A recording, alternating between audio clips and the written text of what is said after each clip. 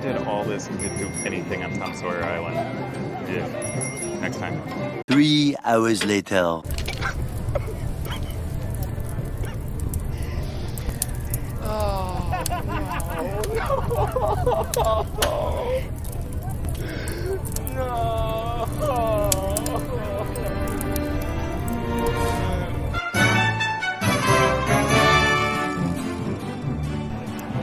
Hey, welcome to Happy. Once again, welcome to Disneyland and welcome to New Orleans Square. So New Orleans Square is really like my favorite land beyond Main Street. Main Street's my favorite place to be at night. New Orleans Square is my favorite place to be at sunset, at dusk. There's just something about being around with Tom Sawyer Island and the water and the atmosphere all around it is just generally pretty cool. And New Orleans Square is my favorite for little moments like this. How cute are those little baby ducks? Every time, every time.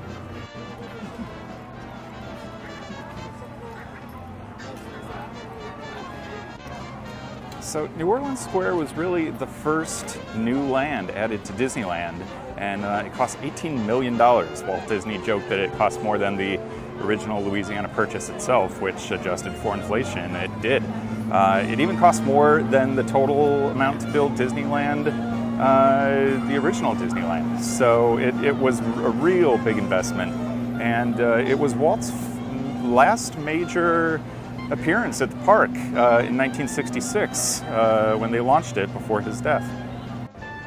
New Orleans Square is the only land in all of Disneyland actually made after a real city.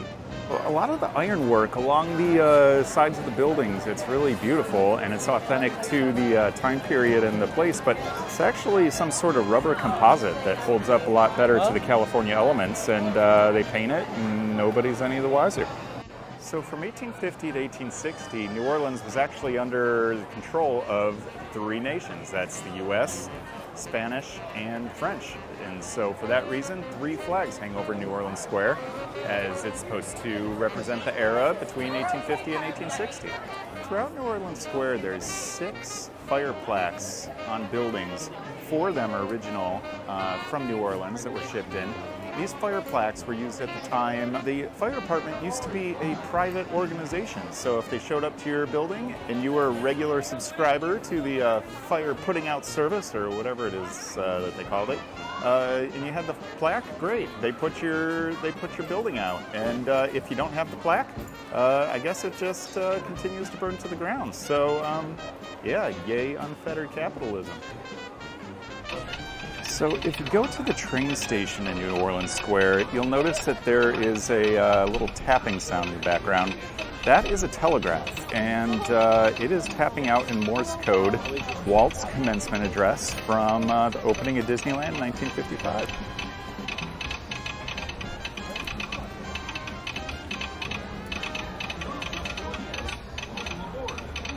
Just recently, earlier in 2023, the building in the New Orleans Square train stop caught fire. So you can see behind me, they still have the scaffolding up. Right now they're determining if they can rebuild it or if they have to do a complete teardown and start from scratch.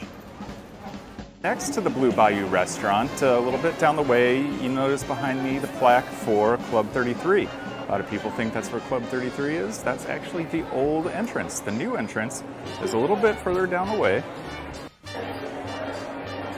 So if we head down Royal Street, we have the new entrance for Club 33. They have a little doorbell. You ring the doorbell. They open up, let you into the lobby.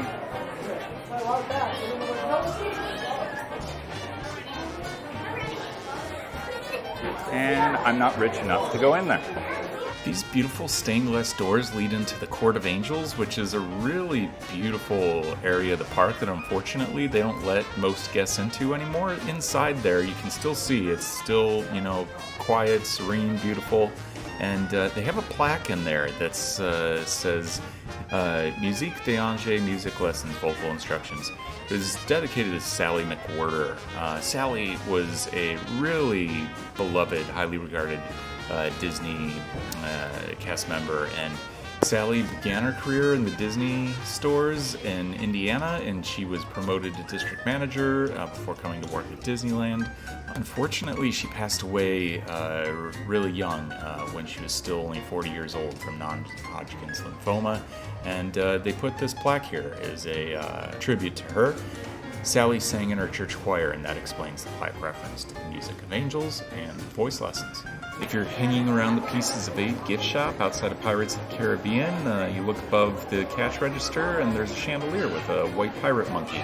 There's a striking resemblance to a certain monkey called Jack from Pirates of the Caribbean films.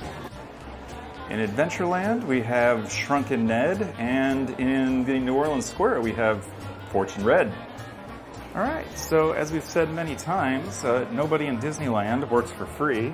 It's 25 cents. Pop that in there, and Red's been around since 1967. It was designed by the late Imagineer Sam Kim, who created iconic Disneyland souvenir maps, and he also drew the map inside the machine until 2018 when a reproduction placed it to work with Play Disney. Each of the cards have a fortune and one part of a 10-part story. Let's check out our fortune.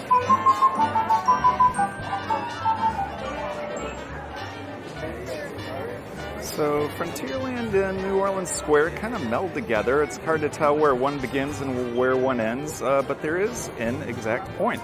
If you follow the railing along Riverbell Terrace, you'll notice that there's this little potted plant. The fencing switches right here at this potted plant, which marks the official border between Frontierland and New Orleans Square.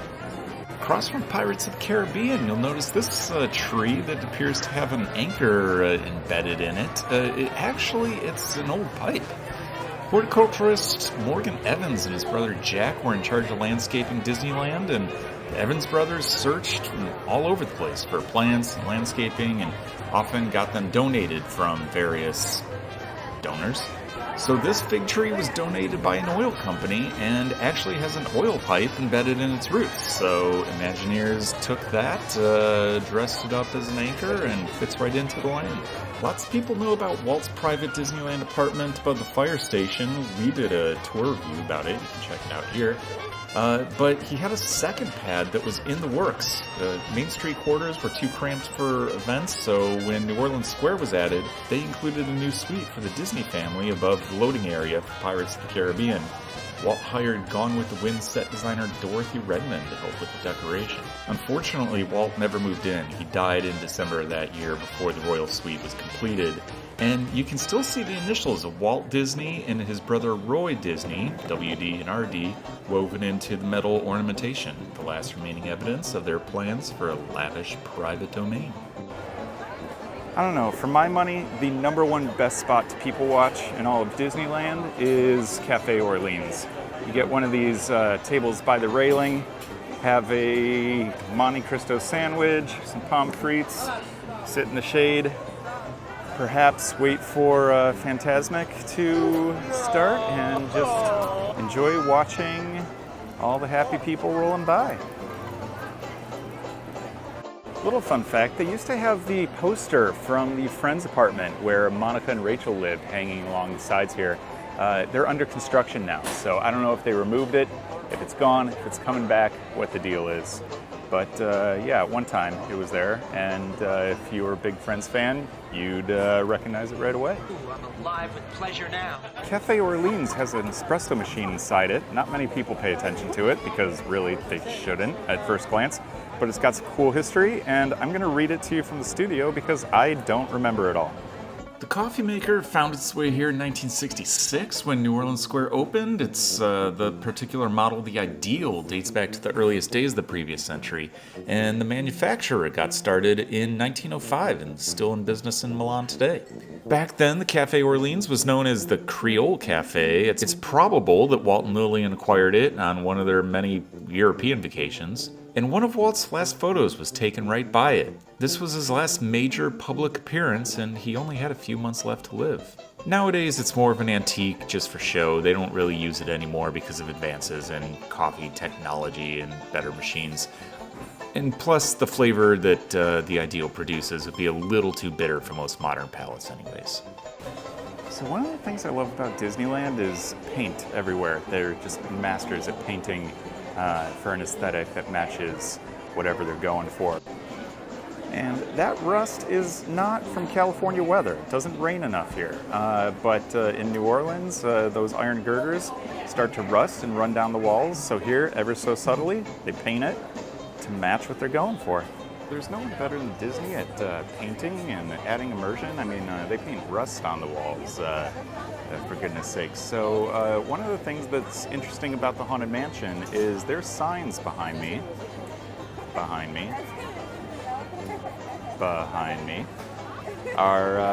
those aren't the originally intended color. Those are actually bright, solid brass. Over the years, they oxidized and turned that green color. In the 90s, they, for some reason, polished them up, made them look a nice, ugly brown again. But yeah, over the years, they turned from brass to brown to the color that we have today. I think they might enhance it a little bit so that the lettering really pops. But otherwise, it's kind of a cool, unintended process that really helps the ride. If you have a sharp eye or ear, you'll notice that the first ghost you encounter in the Haunted Mansion is actually outside in the queue. Here, there's a hearse that was bought by Disneyland in the early 90s from a Malibu antique dealer, and the hearse was originally intended for the Indiana Jones themed stunt show that never became a thing, and Imagineer Bob Baranek proposed that they use the hearse for decoration outside the Haunted Mansion. However, believing that the hearse on its own didn't make enough sense story-wise, Imagineer Tony Baxter proposed that they hitch a hearse to a girdle and made it so that it appears to float in midair, making it look like there's a ghost horse wearing it. And if you listen closely, you can hear that ghost horse whinny every so often. There's a popular myth about the hearse that it was originally used to transport the Mormon patriarch Brigham Young. However, that's not exactly true. In reality, his remains were carried on a platform by clerks and employees, as was stated in his will. So you know about the pet cemetery by the Haunted Mansion, right? Of course, I mean, it's right in the entry queue there. Well, that's actually, that's the second pet cemetery. The first pet cemetery is actually the original one behind the Haunted Mansion that most people don't get to see, but if you catch a cast member on a good day and you ask really nicely, they might let you back there to check it out. If you go around the side of the mansion and kind of peek over the wall that's by the exit and stand on your tippy toes or catch it at the right angle, you can see the pet cemetery a little bit from the main walkway area there. Back there, you can see tombs for pets with personalized inscriptions for Miss Kitty and Bully and even Mr. Toad. It was popular enough that Disney decided to recreate the new pet cemetery in front of the mansion in the 90s. That version was installed in 1993 and adds a slight touch of humor with little jokes on the gravestones as well. You'll also notice that there's another set of tombstones that are for real people. The graveyard features the faces of a few of the early Imagineers of Disneyland, and inside jokes also riddle all the inscriptions along the tombstones. So we know Disney's huge on sightlines and immersion, and it pays off. I mean, but one of the things that's toughest to hide is the Matterhorn. You know, you can see it from the 5. It's kind of hard to hide. So if you're over here in New Orleans Square and you look around, it would really break the immersion. If oh, hey, by the way, there's the Matterhorn off in the background. So they put this huge tree over there. It's known as the Matterhorn Hider, or I've heard some people call it the amnesia tree.